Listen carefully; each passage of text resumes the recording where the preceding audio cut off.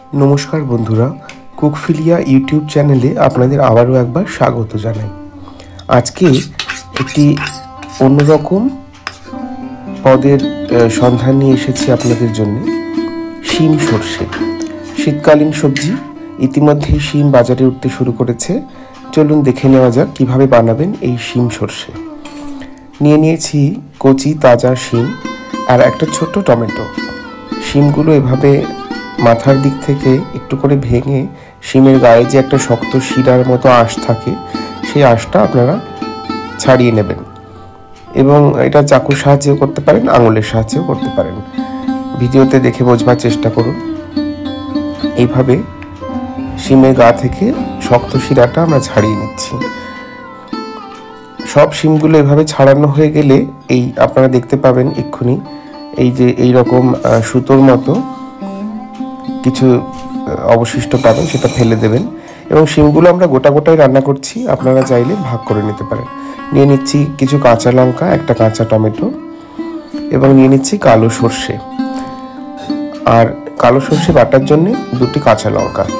নিয়ে নিচ্ছি সর্ষের তেল এবং ফোড়ন দেওয়ার জন্য নিয়ে নিচ্ছি কালো জিরে এবং নিয়ে নিচ্ছি অল্প নুন এবং হলুদ আর নিয়ে নিচ্ছি স্বাদ অনুযায়ী খুব অল্প পরিমাণে চিনি। একটা মিক্সার গ্রাইন্ডার নিয়ে নিচ্ছি এবং তার মধ্যে দিয়ে দিচ্ছি 2 টেবিল চামচ সর্ষে। উঁচু 2 টেবিল চামচ সর্ষের মধ্যে দিয়ে দিচ্ছি 2টো কাঁচা লঙ্কা এবং অল্প পরিমাণ জল দিয়ে মিহি করে বেটে নিচ্ছি। মনে রাখবেন সর্ষের মধ্যে কাঁচা লঙ্কা মিশিয়ে বাটলে সর্ষে তেতো হয় না। সর্ষে বাটা হয়ে গেছে। এবার এই বাটা সর্ষের মধ্যে আমরা একটু জল মিশিয়ে একটা সর্ষে গোলা দ্রবণ তৈরি করে নিচ্ছি। মিক্সির মধ্যেই সেটা করে নিচ্ছি। মিক্সির ঢাকনাটা বন্ধ করে জল দিয়ে ঝাঁকিয়ে নিচ্ছি এবং মিক্সির মধ্যে সর্ষের গোলা দ্রবণ তৈরি হয়ে যাচ্ছে। এরপর একটা বাটিতে ছাঁকনির সাহায্যে আমরা এই সর্ষে গোলা দ্রবণ থেকে সর্ষের জলটা আলাদা করে নেব এবং ছাঁটা আমরা ফেলে দেব। এতে কি হবে, এতে রান্নাটা মসৃণ হবে, খেতে সুস্বাদু হবে এবং গ্যাস অম্বলের সমস্যাও হবে না, অর্থাৎ পেটে যে ইরিটেশনটা হয় সর্ষে খেলে অনেকের, সেটা হবে না। সর্ষেটা ছেঁকে নেবেন, এভাবে ছেঁকে জলটা আমরা রান্না ব্যবহার করব, ছাঁটা ফেলে দেব। এইবার একটা আঁচে একটা পাত্র বসিয়ে তাতে জল দিয়েছি এবং জল গরম হলে তার মধ্যে নুন দিয়ে জল ফুটতে শুরু করলে তার মধ্যে দিয়ে দিচ্ছি শিমগুলো এবং শিমগুলোকে আমরা চাপা দিয়ে 3 থেকে 4 মিনিট সেদ্ধ করে নেব। সেদ্ধ মানে ভাপিয়ে নেব, খুব অল্প পরিমাণে ভাপালেই চলবে, কারণ এরপর আমরা শিমটা ভেজে তারপর রান্না করব। শিমটা মোটামুটি 3-4 মিনিট ভাপানো হয়ে গেছে। এবার জলটা ঝারিয়ে নিচ্ছি, একটা স্টিলের স্ট্রেনারে শিমগুলো ঢেলে নিচ্ছি। শিমগুলো খুব অল্প সময় ভাপিয়ে নেবেন যাতে শিমের সবুজ রঙটা ইনট্যাক্ট থাকে। এরপর কড়া গরম করে তার মধ্যে দিয়ে দিচ্ছি খুব সামান্য সর্ষের তেল এবং সর্ষের তেলটা গরম হলে কড়াইয়ের গায়ে ভালোভাবে ছড়িয়ে দিচ্ছি এবং তার মধ্যে দিয়ে দিচ্ছি সব শিমগুলো, ভাপিয়ে নেওয়া শিমগুলো দিয়ে দিচ্ছি। ভাপিয়ে নেওয়া শিমগুলো সুন্দর করে ভেজে নিচ্ছি। আঁচ মাঝারি থেকে চড়ায় রেখেই শিম ভেজে নেবেন, কমিয়ে ভাজবার দরকার নেই। এবং এর মধ্যে দিয়ে দিচ্ছি অল্প পরিমাণে নুন এবং শিম ভাজবার সময় দিয়ে দিচ্ছি বেশ কিছুটা চিনি। শিমের মধ্যে একটা গন্ধ থাকে বা একটা তিতকুটে স্বাদ থাকে, সেটা এই চিনিটা দিলে ব্যালেন্স হয়ে যায়। আপনারা মাঝারি থেকে চড়া আছে চিনি নুন দিয়ে শিমটা খুব ভালো করে ভেজে নেবেন 5 মিনিট মতো এবং 5 মিনিট পরে আমরা শিমটাকে তেল থেকে ছেঁকে তুলে নিচ্ছি। মোটামুটি অল্প তেলে শিমটা শ্যালো ফ্রাই করলেই এই রান্নার জন্য যথেষ্ট।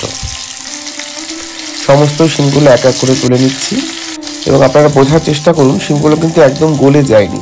এভাবে আপনারা ভাজবেন। যে অবশিষ্ট তেল আছে তার মধ্যে আর অল্প একটু তেল দিয়ে দিচ্ছি এবং সেই সর্ষের তেলের মধ্যে কালো জিরে ফোড়ন দিয়ে দিচ্ছি। কালো জিরেটা 15 থেকে 20 সেকেন্ড খুব সুন্দর করে নাড়াচাড়া করে নিচ্ছি এবং এই অবস্থায় আঁচটা হাই থাকবে এবং এরপর দিয়ে দিচ্ছি এই ফোড়নের ওপর টুকরো করে কাটা টমেটো। মাঝারি সাইজের একটা টমেটো আমি দিয়েছি। আপনারা শিমের পরিমাণ বাড়লে বা কমলে সেই অনুযায়ী অন্যান্য উপকরণের মাপ বাড়িয়ে বা কমিয়ে নিতে পারেন। অল্প একটু নুন দিয়ে টমেটোটা নাড়াচাড়া করে ঢাকা দিয়ে দিচ্ছি এবং 2 মিনিট ঢাকা দিয়ে ঢাকাটা খুলে নিচ্ছি। এতে টমেটোটা নরম হয়ে যাবে এবং খুন্তির সাহায্যে নেড়ে নেড়ে টমেটোটার একরকম মসৃণ বানিয়ে নিতে হবে।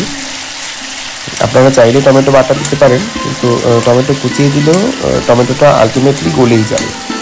এবং টমেটোটা খুব সুন্দর করে মিশিয়ে নেওয়ার পর দিয়ে দিচ্ছি হলুদ, এবং এখন আঁচ কমিয়ে নাড়াচাড়া করে নিচ্ছি খুব সুন্দর করে।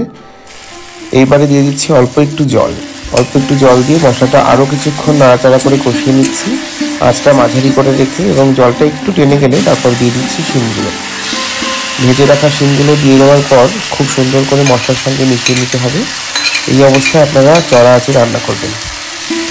আঁচটা বাড়িয়ে দেবেন, বাড়িয়ে দিয়ে খুব সুন্দর করে নাড়াচাড়া করে শিমটা মশলার গায়েতে খুব ভালো করে মাখিয়ে নেবেন। শিম সর্ষে একটি অত্যন্ত সুস্বাদু খাবার। শীতের মরশুমে সর্ষে খাওয়াও ভালো। শীত পড়বে যখন বা হেমন্তকালের শেষে, তাহলে শরীরের মধ্যে তার তাপমাত্রা বজায় থাকে, ফলে ঠান্ডা, হাঁচি, সর্দি কাশি লাগার ভয় কমে যায়। শিমটা 3-4 মিনিট ভালো করে নাড়াচাড়া করে নেওয়ার পর দিয়ে দিচ্ছি সর্ষে গোলার দ্রবণটা। সর্ষে গোলার দ্রবণটা দেওয়ার সময় আঁচটা কমিয়ে রাখবেন, নাহলে সর্ষে জলটা ফাটা মতো হয়ে যেতে পারে। সর্ষে গোলা জলটা দেওয়ার পর খুন্তির সাহায্যে খুব সুন্দর করে মিশিয়ে নিচ্ছি, এবং আঁচটা মাঝারি রেখে জাল হতে দিচ্ছি। তো যেটা বলছিলাম, শিম সর্ষে একটি অত্যন্ত সুপ্রাচীন এবং সুস্বাদু খাবার। সর্বোপরি শিম সর্ষে এই রকম মরশুম পাল্টাবার বা মরশুম পরিবর্তনের সময় খাবার জন্য একটি উপযুক্ত খাবার। শিম সর্ষে জাল উঠে গেলে তার মধ্যে চেরা কাঁচা লঙ্কা দিয়ে দিচ্ছি। আপনারা পছন্দ মতো দেবেন, যে যেমন ঝাল খান। আমি এখানে 5-6টা কাঁচা লঙ্কা দিয়েছি। কাঁচা লঙ্কাগুলো দেওয়ার পর খুব সুন্দর করে মিশিয়ে নিচ্ছি, এবং আঁচটা কমিয়ে রেখে আরেকবার ঢাকা দিয়ে দিচ্ছি শিমগুলো একেবারে মজে আসার জন্য।